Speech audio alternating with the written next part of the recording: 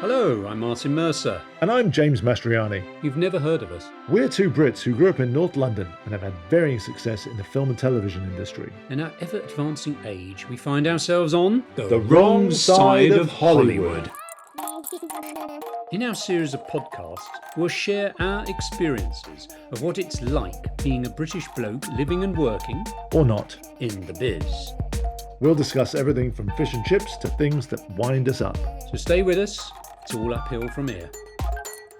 This podcast may contain strong language. If you're of a sensitive nature or easily offended, we invite you to, as they say in Blighty, jog on. Morning. Good morning. Nice to see you. And you? It's been a long while because you have been employed, as it were, by the justice system, the court. What's the name of it?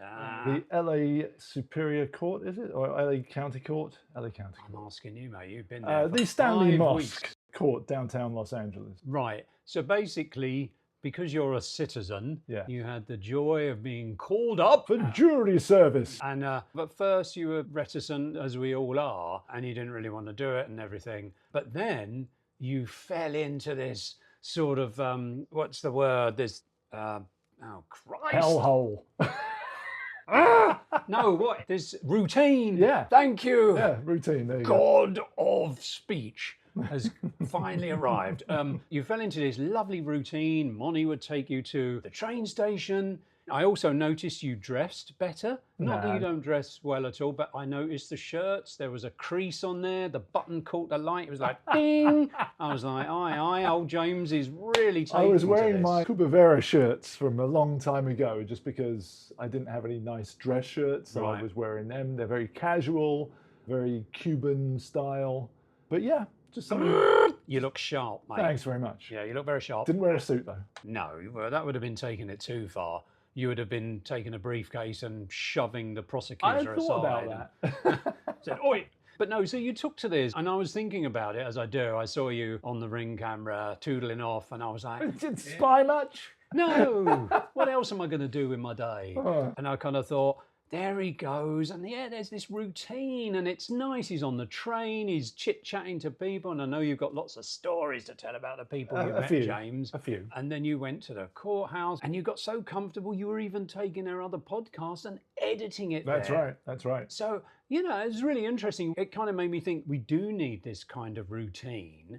Yeah. Some sense of purpose. Yeah, I mean, I have to say, as reticent as I was to go and do this jury service, I actually really enjoyed it. It literally felt like I was going to work every day for $15 an hour. Cool, but that's my point exactly. Yeah. And you had a sense of importance. Yeah. You know, you rose up from the gutter, you peered over the trench, and somebody was interested in your opinion because you could affect this case. Yeah. Now, can you talk about this case? Yes, we are now obviously officially released from the case, so we are allowed to research and talk about it as we're going to. Right, before we do, Yeah. if we can go into the train aspect, because for those that don't live in Los Angeles, our far-flung audience, as the flat earthers say, global, thank you. We would like to explain that the train system in LA has stopped and started, and it all started with the red car, which was a lovely trolley Roger system. Rabbit. That's where James gets all his history from, the films. Roger Rabbit with the red car. And of course, along come the oil companies and they say, well, we don't need that because we need to sell tires and automobiles. So they rip up the red car.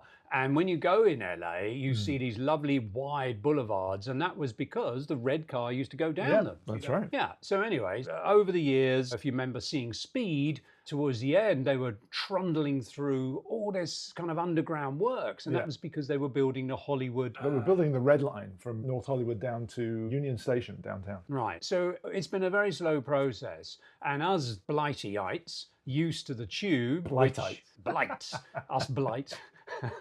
Used to the tube, right? It's so old you could go and see public executions. Really? Yes. Oh my God. Yes, it's been around that long. In fact, the first underground tube was steam powered. Yeah, I know that much. Yes. I know that much. Not much, but that much. What I do know is that much. Yeah. So you could see public executions anyway. So it used to that, you know, you'd go to work and here, no. When I first arrived here, some friends would go, what? Like the bus? Like the shame train. You know, I have to say, the actual train service, I haven't used it, but you can actually get on a overground train that goes from, overground. I was going to say down the other end of San Gabriel Valley from downtown LA. Oh, you're talking about the one that's between the freeways, right? Yeah. The rides down. Yeah. But they go underground at certain points and then come out in downtown or over in the East Valley. But I got to say, it was good. It was fast. It would have taken me a lot longer to drive from North Hollywood to downtown Los Angeles. But taking the train literally took 30 minutes, door to frickin' door. Right, which is amazing. And it's a lot cheaper than the tube. Well, Really? yeah, no, it is definitely a lot cheaper than the tube. It's $1.75 each way. That's not bad. That's actually really, really good. I have the Tap Card app in my phone, and I was just topping that up as I needed. Mr. Tech. That's right. Yeah. And it came to $76 for the 5 weeks of traveling to and from. The problem is, I think if I had actually used a proper Tap Card, I would have gotten a frequent traveler discount, which I was not aware of until the very last day. But needless to say, the court did pay me mileage, so it paid for all of that anyway. Oh, you cashed in. I cashed in. I actually made some money on LA County. But you did your duty. I did my duty. But very quickly about the train, because it's a bit of a no-no here. Everybody loves their cars. So you went on this train, and there's been reports of homeless, unhoused, and people are not well and causing situations. And how did you find out? What was it like? You know, for those that are not here and think, right, I'm going to come to Los Angeles, I'm going to do the public transport thing. It was a little daunting at first, but one thing I will say, there was plenty of Metro police on the station in North Hollywood when, more than a few occasions, there was somebody having a meltdown, obviously either on drugs or alcohol or just, sadly to say, homeless people trying to get on for free. And that led to one of the interesting stories. Was I went down there one day and there was 2 people having an altercation, and they were surrounded by LA Metro police. And there was a lot of cussing and effing and blinding and all this kind of stuff. But this big, beefy African-American dude looks at me and goes, "It's so nice to see the police down here." And I got talking to this fellow, and he was an ex-gang member. Really? Yeah. Ooh. And we talked for the whole ride into downtown, and he is giving back to the community in that he is helping out at the soup kitchens and doing all this kind of stuff. And he was saying, he's got a large family, and his wife apparently is mentally unwell, but he was just opening up. And if you were to look at this guy without actually engaging in conversation, you'd be like, whoa, you know, I'm just going to, if we were in England, we would open up the Evening Standard and bury our head in it. But he was really open and engaging. He was telling me about his life. He was asking me about mine. And I was telling him about the system in London. And he goes, "Wow, it sounds really interesting." I said, "Yeah, if you get a chance to go, it's quite different." But I said, it's also really expensive. I mean, I don't know how much a travel card is these days. £15 a day. Is it really? Is that from Cockfosters or from Hadley Wood? No, £15. Yeah, wow. Remember when it used to be £3.10? I do. Back in the day. But yeah. But I'm interested here. Let me just go back to that, because you said he was an ex-gang member. Now, there's gangs in Britain, of course, postcoders and country lines. But here, the gang culture is very embedded. And I guess if he was a black guy, you know, there's gangs associated with black guys, the Crips and the Bloods. Did you get into that? Did you get into how he went from being a gangbanger to being a civilian? No, he just told me that he had gotten into gangs as a youngster and found himself doing things that he was not proud of. And I think with this particular gentleman, he did not feel good about it and he wanted out. And I think he had been arrested a couple of times. And I think that arrest situation, I can't remember if he said he did time or not, so I don't want to make shit up. But why not? We're in Hollywood. Yeah, but he said he did not feel right and wanted to give back because this was not the life he wanted to lead. And he has 5 members of his family, and he's a young man. I mean, he was younger than, no, same age as me. Oh, a very young man. Yeah, very young. Much younger than you, of course. Oh, yeah. But he was saying that he's got like 5 children and 6 grandchildren. Wow. And that started when he was in his 30s. So he became a grandfather 6 or 7 years ago, because everything being what it is, he was just like, I needed to lead by example. His youngest child is trans, and he wasn't sure how to deal with that. But he said, you know what, they're still my child, and I love them. No matter what their choice was, they were loved and they were supported. Very important. I mean, one of my sisters came out, my mum and dad were very supportive. Back in the time when you could tell people to leave home, all that dreadful stuff. And lots of people we know are dealing with the trans situation. A very dear friend of mine is dealing with it. And it's, you know, when you're of an older age, even though you can see the intelligence and the field of it, as it were, and the empathy, but it's still a shock when it's within a family member. So yeah, that must have been interesting. So that was good. You had a good old chat. Yeah, and then a couple of days later, I found myself on the train with somebody else who just decided they were going to sit down next to me and just start chatting. It's nice. Yeah, that one was a bit more scary. I was trying to listen to some music and I was like, you know what? They're obviously going to keep chatting to me. So I turned the music off, put the phone away and had a chat with them. But I don't remember that conversation too much because it wasn't as interesting as the gang member. But I was coming back from downtown LA on another day and the train was packed. And I learned something very interesting. If you got the train dead on 4:30, it was more or less empty and the crazies were not on it. Right. But if you got the 4:50 train, which was most days, the train was packed and all the fucking crazies So got 15 on. minutes difference. Yeah. And it was just really bizarre because I noticed that people would come on with their boom boxes Oh no. and they would subject you to whatever. Right. Now, there was one person that came on and it was music I liked. So I was like, well, that's Figaro, Figaro. No, it wasn't like that. But I was just sitting there going, as much as I like this music, it's really fucking inconsiderate. Yeah. The one day I got on there, there were two people with two different boom boxes What? cranking up different tracks. Oh my God. People are just like, you know. Can you crack a fart or something? Well, I'm sure I did. It was so powerful you can't remember. There was one guy spouting religious stuff and banging his head against the doors. Oh, wow. Just like bam, bam, And you put a bam. cushion between his head. I mean, and then on another day, somebody who was on drugs, clearly, packed train. I didn't see it, but it was literally that situation that we had in London that one time where The trouser man. Yeah. Yeah. It was similar to that, but with a young, I say young, I mean, she must have been in her 40s. Right. And she was wearing a dress. No. And all I heard was, there's always one, isn't there? Oh, the clothes are coming off. Oh no. And sort of like people just started backing up. Oh, dear. And then we pulled up into the next station and she took off sprinting down the platform. It's sad. It's tragic. It Yeah, really yeah. is tragic. And there's a whole different perspective when you see it every day. In your face. Yeah. Yeah. Which you don't see so much on the tube. No. I mean, when I've been on it anyway. No. Not every day now. Moni picked me up. She was usually there before me or waiting for me. There was a guy clearly off his meds at North Hollywood and he was screaming to the point where he was losing his voice. And he was going, puta madre, puta madre. And then you could see the spit coming out of his mouth. And he was just yelling at anybody walking by and people were giving him a wide berth. Puta. That's a. Puta. That's not good. No, it's not. That's No. direct Was he translation. trying to say the Russian president? Well, no, not Putin, madre. That time I got mixed up between Besos and Bethos when I had a Spanish girlfriend. Oh, you mean pedos? Pedos is farts and besos is kisses. Yeah. Yeah. I got mixed up. Yeah. So anyway, the court case, was it interesting? Are we going to be thrilled by this? Well, I have to say, I mean, ultimately it went in favour of the plaintiff. Now you're using technical terms. Okay, so the court case was this clinician who worked for the LA County Men's Jail. Right. And he'd been there for 17 years. That's a harsh job. Yeah.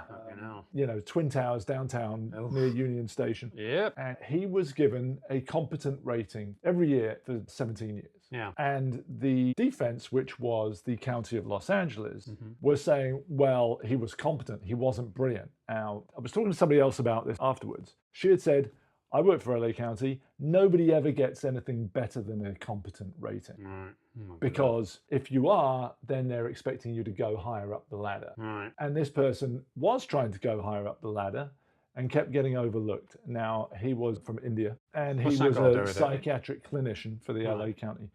And so he was claiming that he was being fired because he was going up for jobs and being overlooked by white people, Right. specifically his supervisor, who also went for the same job. And lo and behold, she got it. Oh my God. Shenanigans. And then there was a death in the jail because he had moved this person from moderate observation housing into general population, still within the jail, but not like out. And that person got into an altercation with a gang member or somebody else who then had a heart attack and he died.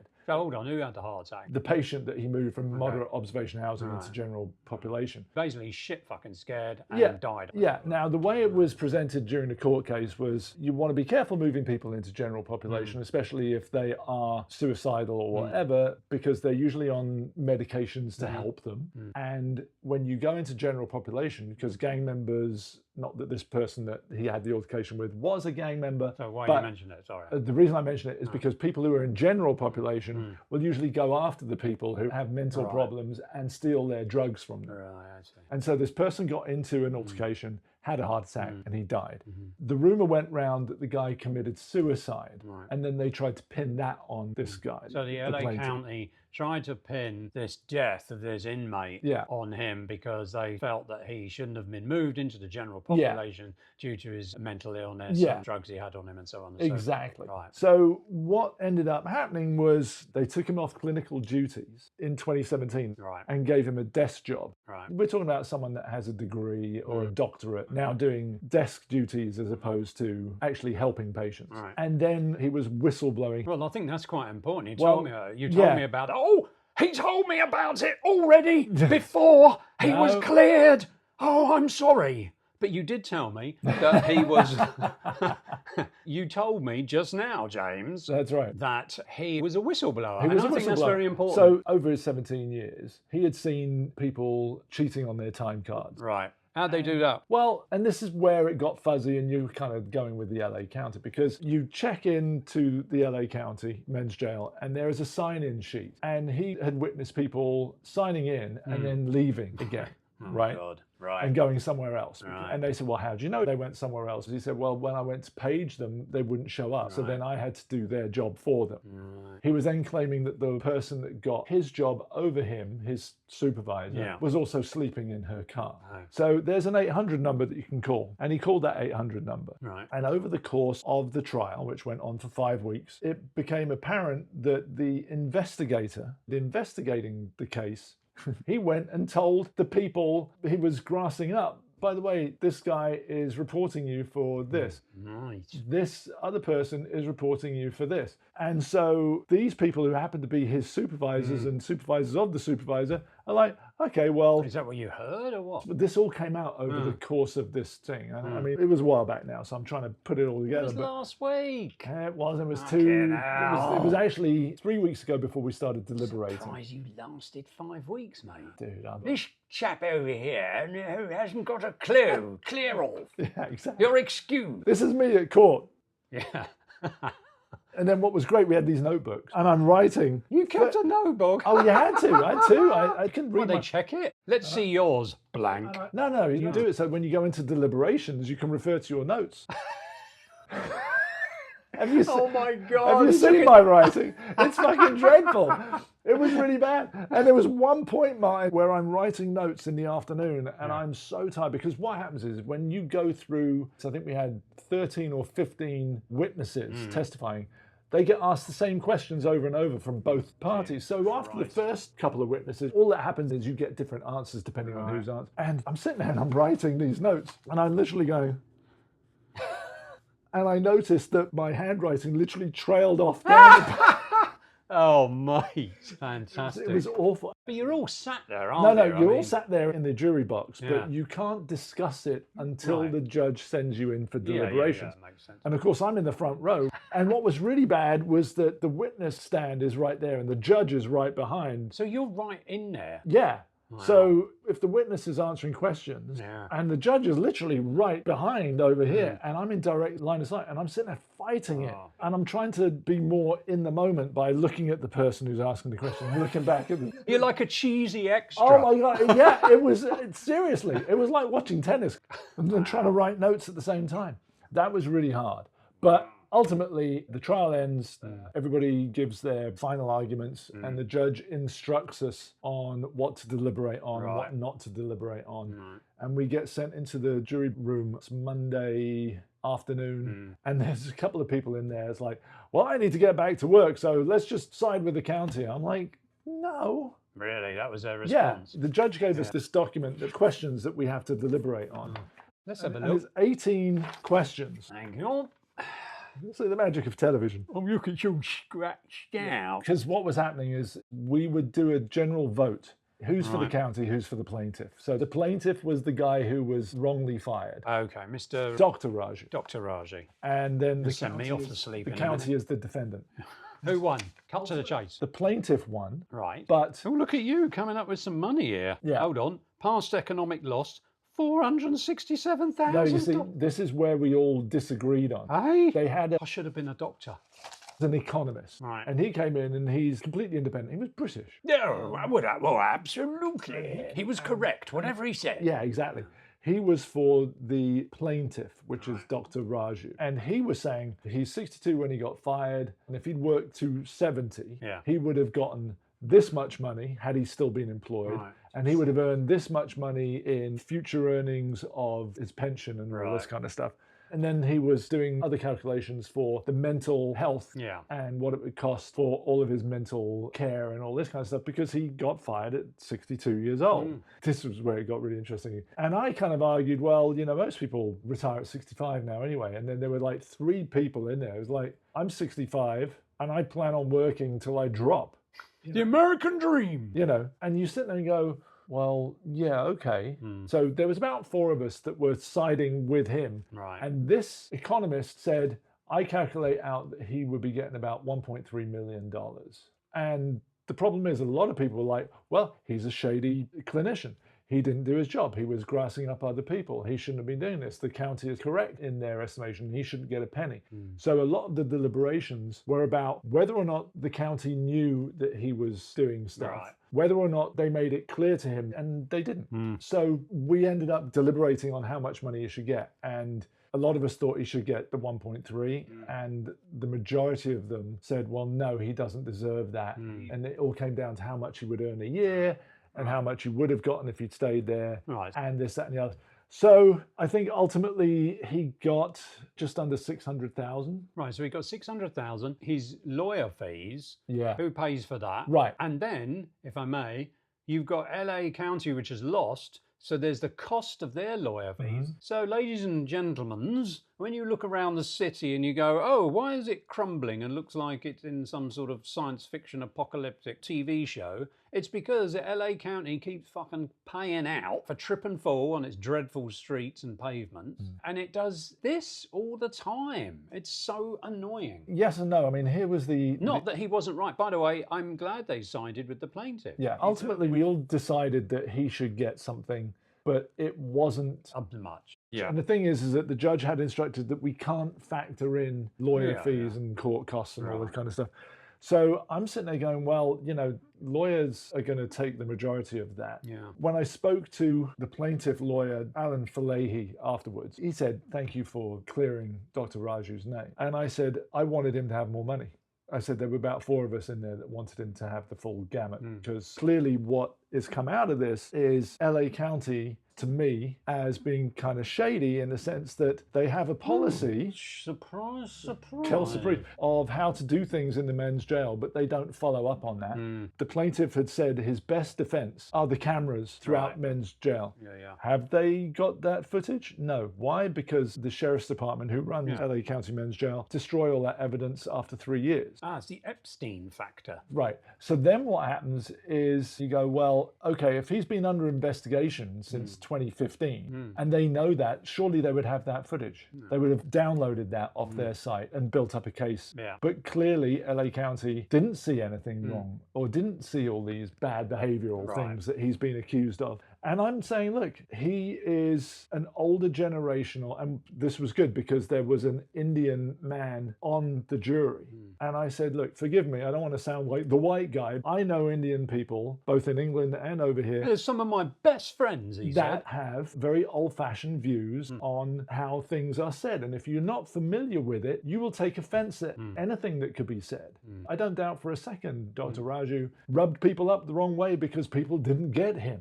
I mean, if you think about it, you're Indian culture and you're in Men's Central, downtown LA, this huge concrete building with little slits like arrow slits and mesh everywhere in the middle of downtown LA. Great place to put a prison. But no doubt, like me, you were expecting the judge to come on with his little powdered wig and his cloak. And to have a very miserable looking face, very pale.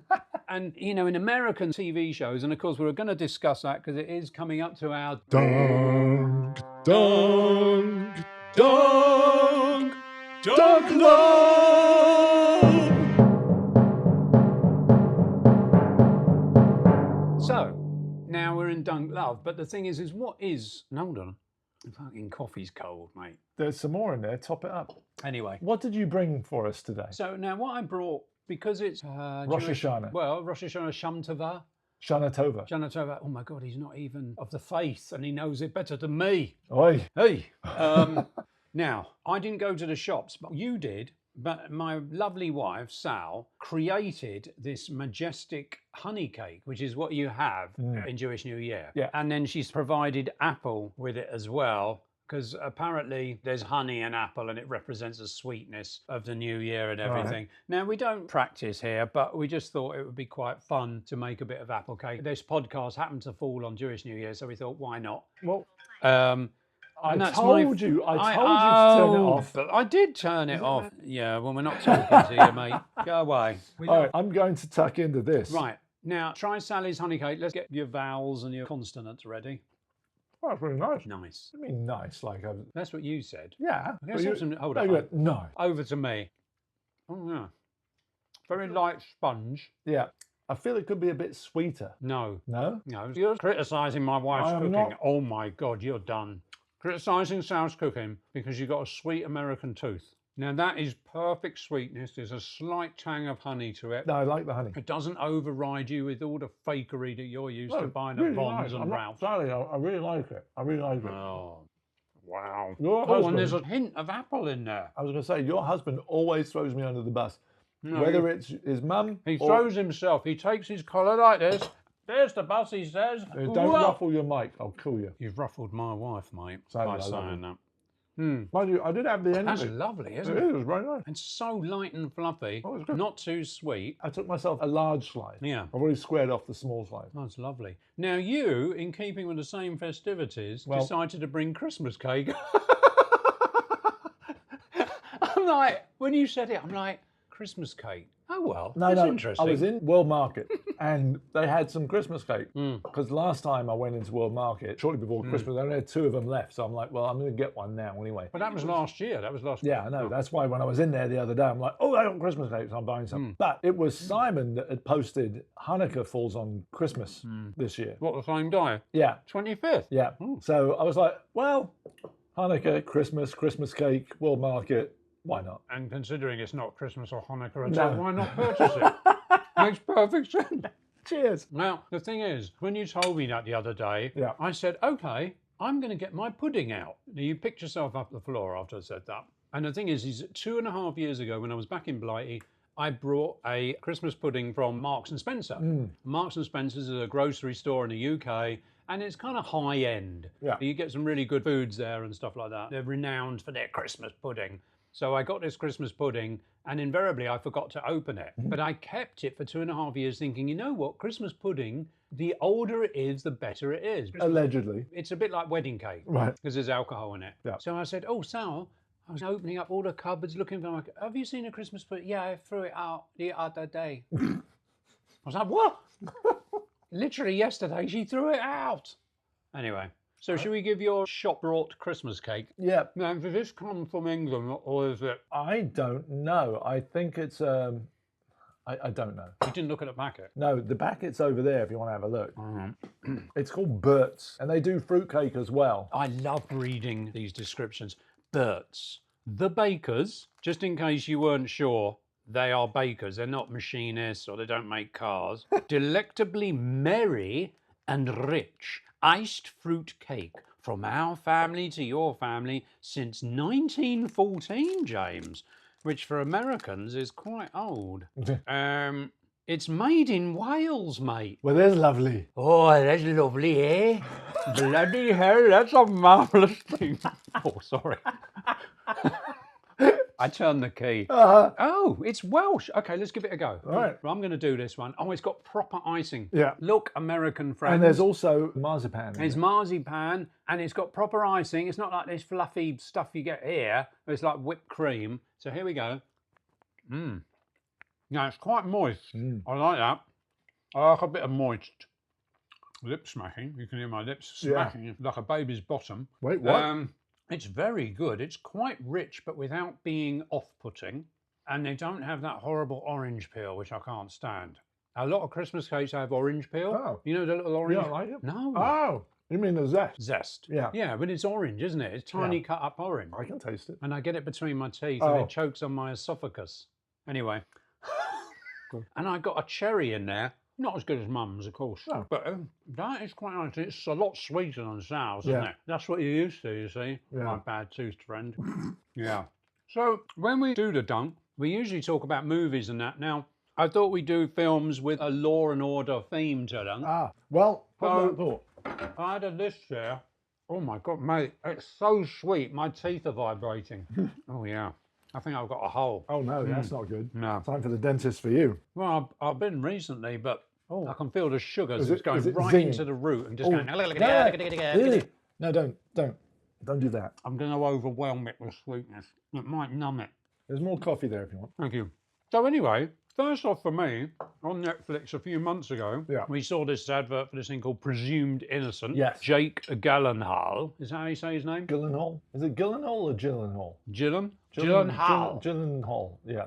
Yeah, him. The Jake. bloke that was in... Brokeback. Was he in Brokeback Mountain? Yeah, I think so. No, he wasn't. He was in the thing with the space rabbit, the time warp thing. Fact check. No, not that. What's that? Now, what was it he was in? He got his start.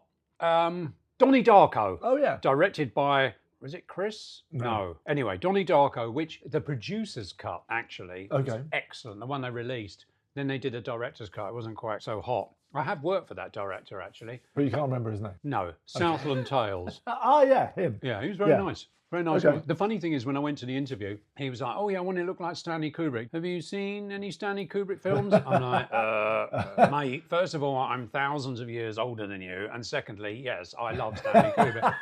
Move along." You need to make that a T-shirt. Next. I'm thousands of years older. Yes, I'm thousands of years older than you. But anyway, so Jake Gyllenhaal is in Presumed Innocent. Yeah. Now, this is based on a book. In the book, spoilers. I think it was a movie as well before. Well, it was a movie with Harrison Ford. Yeah. But it was a book first. Yeah. It went book, I know. movie, I know. and then TV. Yeah.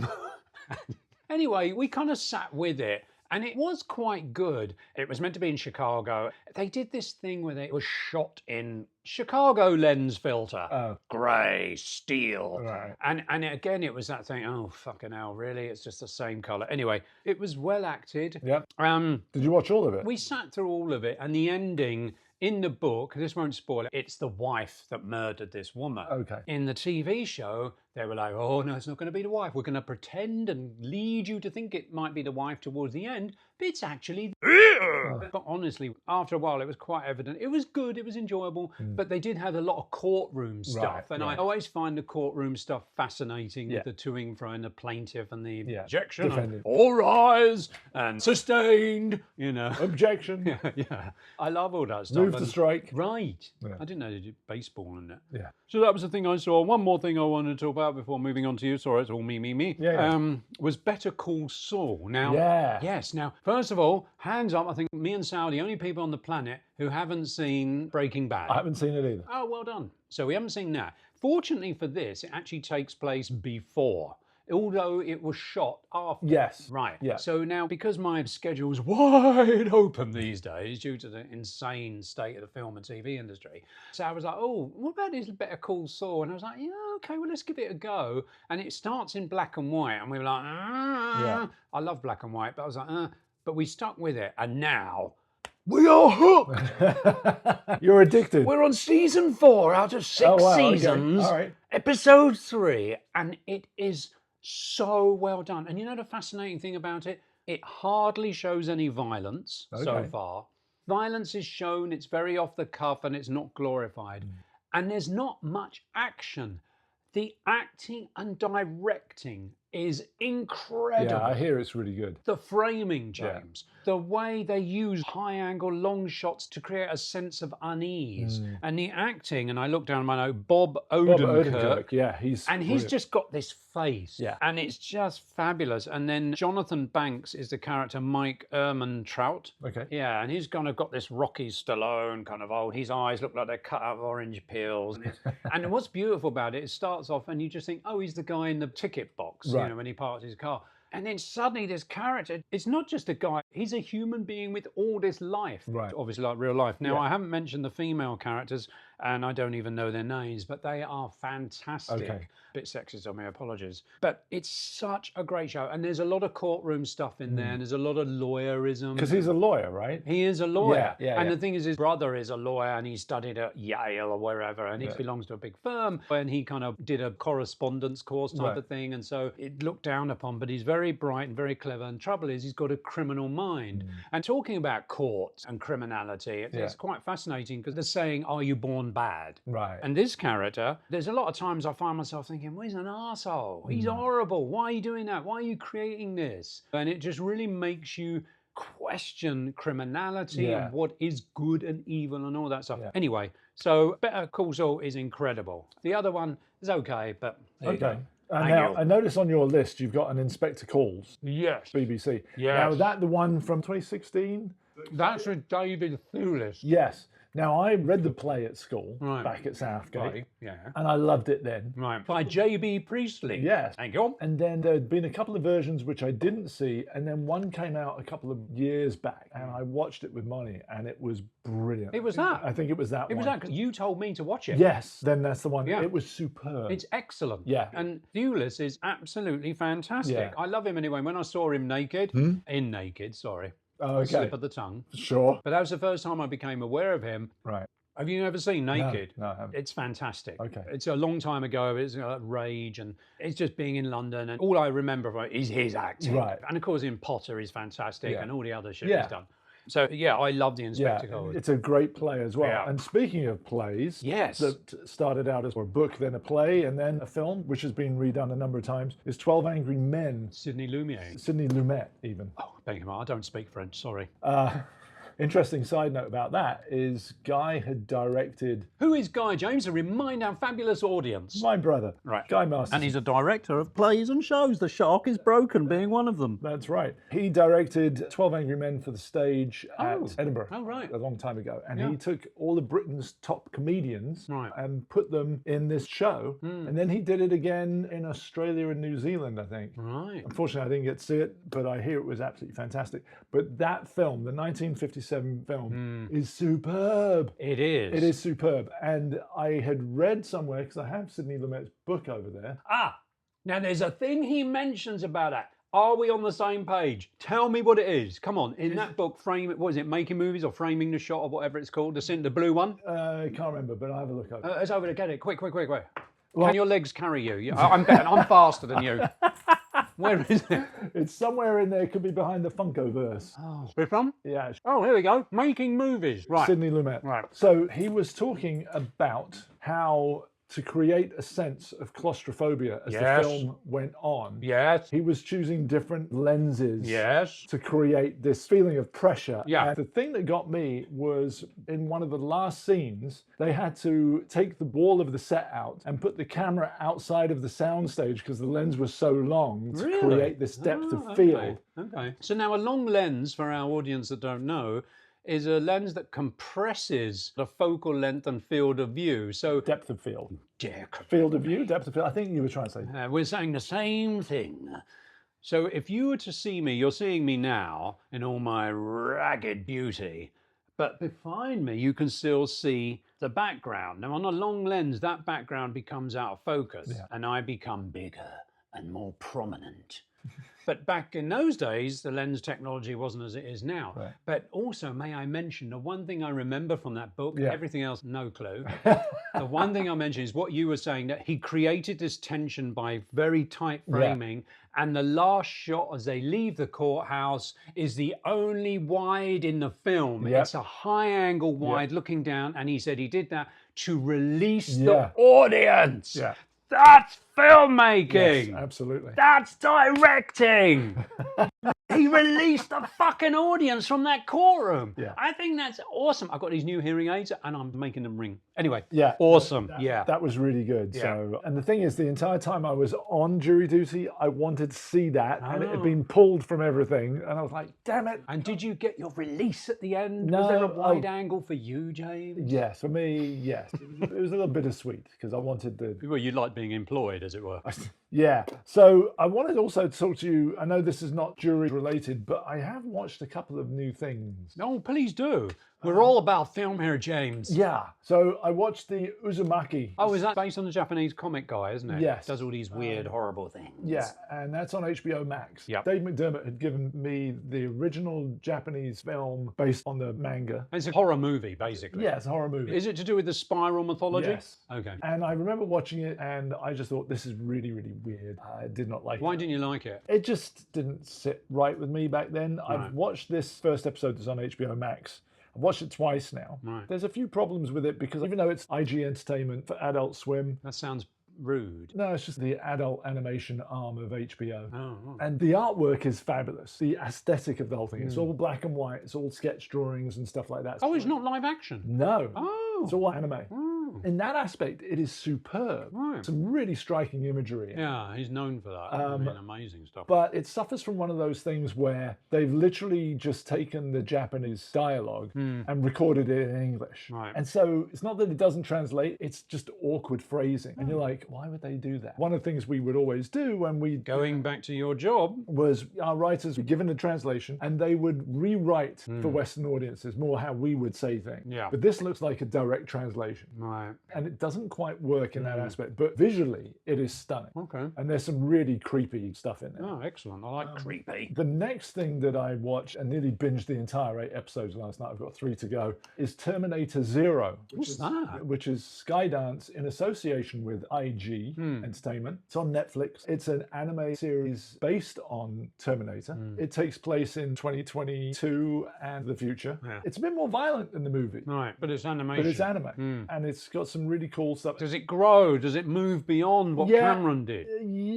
I haven't got. I'm going to need to finish watching the rest of it maybe tonight. It's obviously for Japanese audiences, but done a better job than Uzumaki in the translation of Right. it. They've got some names. Rosario Dawson is voicing one of the characters. Who's that? Rosario Dawson is an actress. She's been on a lot of Marvel stuff. She was also Ashoka in the TV series Ashoka. Sorry. And Timothy Oliphant is the voice of the Terminator. Does he sound like Arnie? No, How do they make him sound like Arnie? he's not. What would the Japanese sound like Arnie?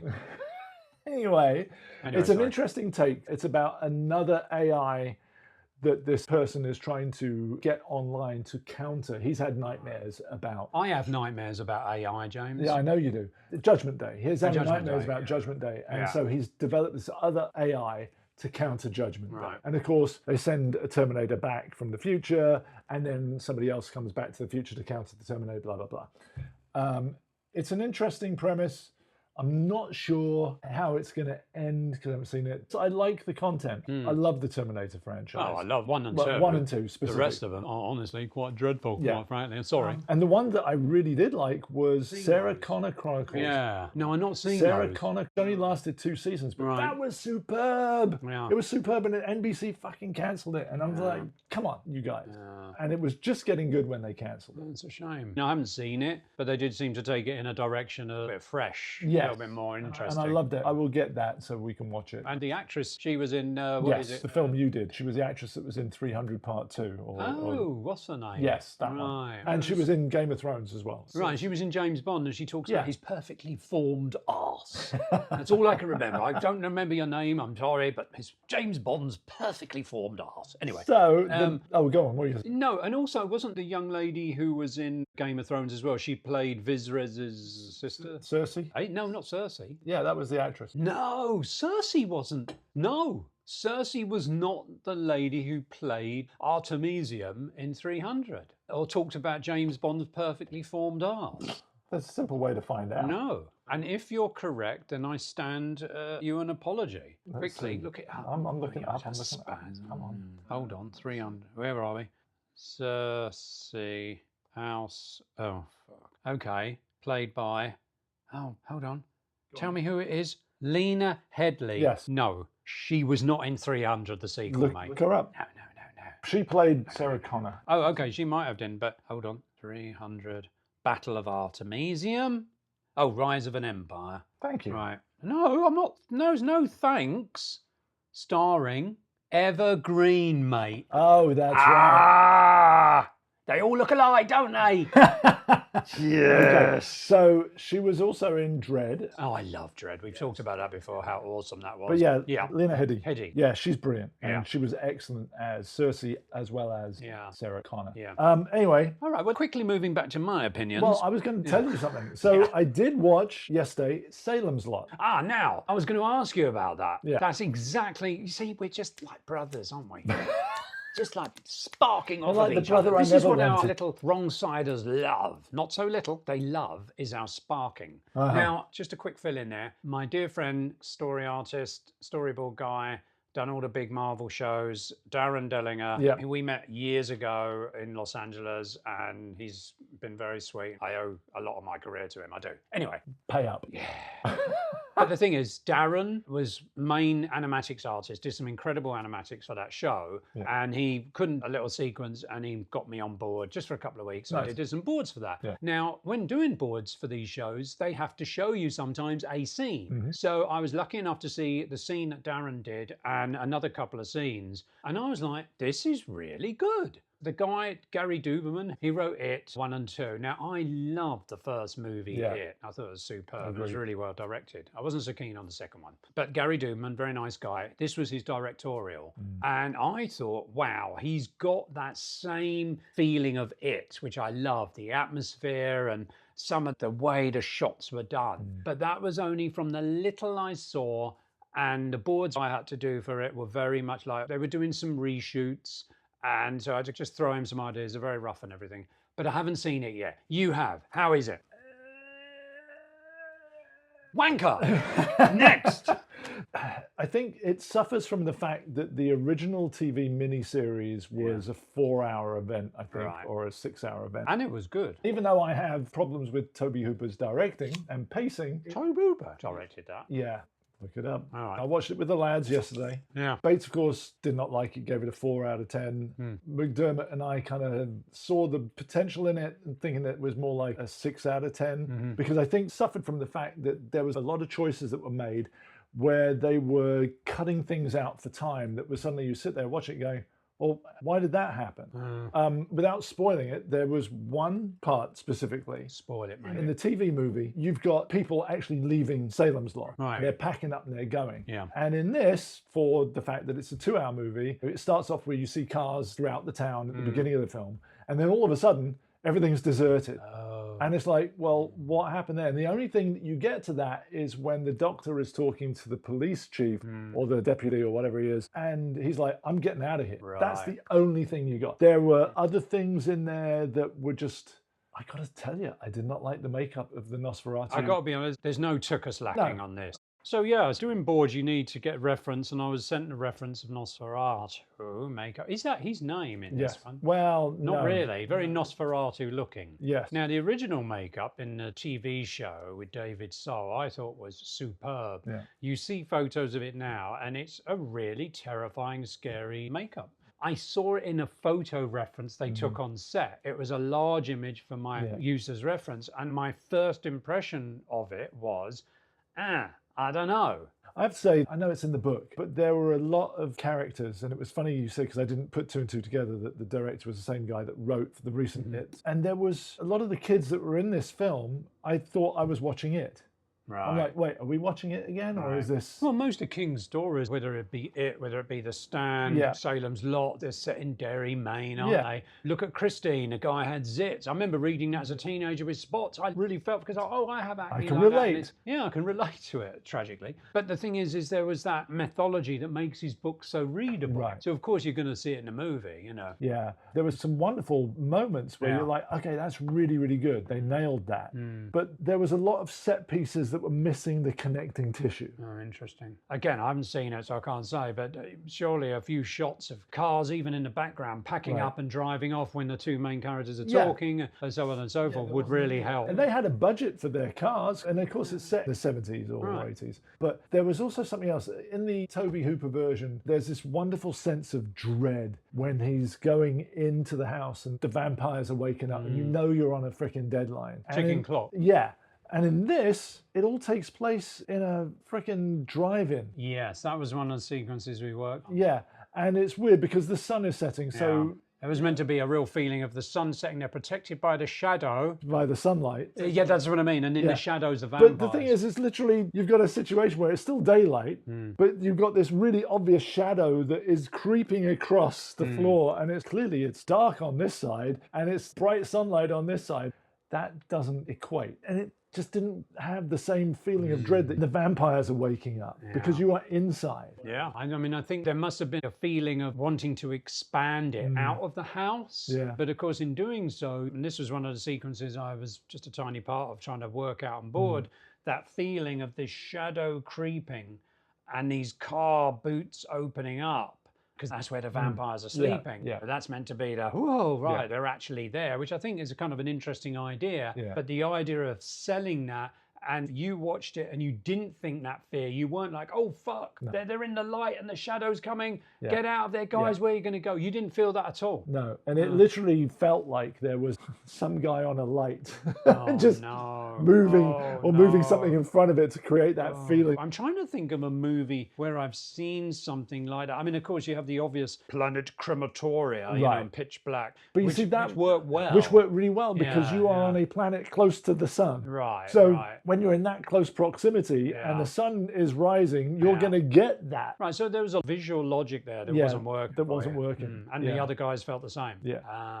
But then, as Dave pointed out, he wasn't as invested in the original. Now, if you hadn't have seen the original, would it have been, you know? Don't get me wrong, I didn't hate it, but why are they making these choices? And I can only put it down to the fact that it needed to be brought in under 2 hours.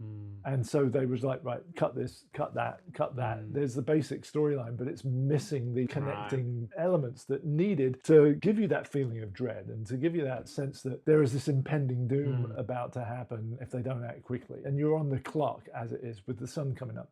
In the house, it worked brilliant. And I'm not a fan of Tobe Hooper's directing. I felt there was a couple of scenes in the original that I still laugh at today watching it, like the scene in the hospital where one of the vampires rises up and they cast it out and then it disappears like a quick dissolve sort of. And then the practical effects guys yank on these wires and these things just go about 3 seconds after the guy's disappeared. And I always remember looking at that going, oh, that's so bad. But then I think they did it better in the original than they did here, which is the let me in. Yeah, I was wondering about that, how to better that. And it was good, Yeah. but the thing that made the original so creepy is the kid's like, let me in. Yeah. And then this one's like, let me in. And it's like, really?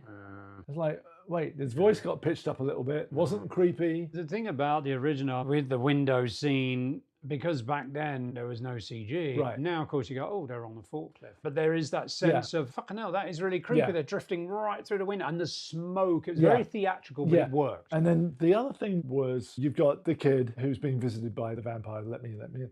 And he being attacked and he kind of goes up against a little diorama and there's a cross on the diorama. Right. And he's not touching it, but suddenly the cross starts glowing. Right. And he grabs it and he burns the kid vampire in the face and he goes away. Later on in the film, in other situations, either the cross doesn't light up because he doesn't have faith. Right. Or when he does have faith, he gets knocked out of his hand, it's on the floor and it's not glowing. And I'm like, well, he wasn't touching the other one. Why was it glowing? So there were these weird things of it like, not really working. You and then have to have your logic within the story. It's very annoying. Aside from that, I enjoyed it overall. I boarded the ending of the God, the ending vampire. is- I'm wondering, does he get speared on the end of a rod in a car? He does get speared, but I don't think it's on the end of a rod. There was a really cool Are they scene- underground? They're under the screen. Right, which is collapsed, right? And so there's the vampire's like trying to get the kid and he's punching through the, the screen. Oh, I boarded that. Oh, he did? Right, and then as he's about to get bit, Yeah. our hero comes through and stakes him. Right. And you're like, okay, There was a good sequence where they're running away from the sunlight and he gets jumped by a vampire and he literally stakes the vampire. And then another one jumps him. And with the momentum of the jump, he throws him on top of the other vampire. So he double stakes them. And that was cool. But in the ending, oh my God, they really put in a piece of dialogue that you just were like, oh, why would they say that? Yeah, I have to say, shame, isn't it? I love the remake of it. The first one better than the second one. I didn't like the second one. That's very disappointing. Yeah, I still like it. The trailer I loved. I was like, fucking hell, this is awesome. Yeah. There are some great horror moments in there. For sure. I would say Thing horror moments, honestly. But there's some great stuff in there, just as a coherent number 2. It doesn't really work. Pardon the expression. Yes. Anyway. Talking of number 2, we're going to wrap up. And it's been a tough year work-wise. Thinking of the Moon Festival recently as a Chinese New Year, and now there's a Jewish New Year. And I just really hope that for everybody, that things shine a bit more, because it's been tough. It really has been tough. So, and we will be doing more of these probably a bit more often than we have been. It's been a bit of a weird year for us as far as timing and getting things done. And James has been employed in the court business, right? You know, the most money I've earned in a while. Way more than me, mate. Well, all right, mate. Well, we'll do our fact check and then we'll bugger off until next time. Well, see you later, mate. Cheers. It's a very low swear one, this one. Before we go, we bring you our fact check. Fact check. Fact check. Fact check segment. Here, with the benefit of hindsight and editing, we can own up to our mistakes.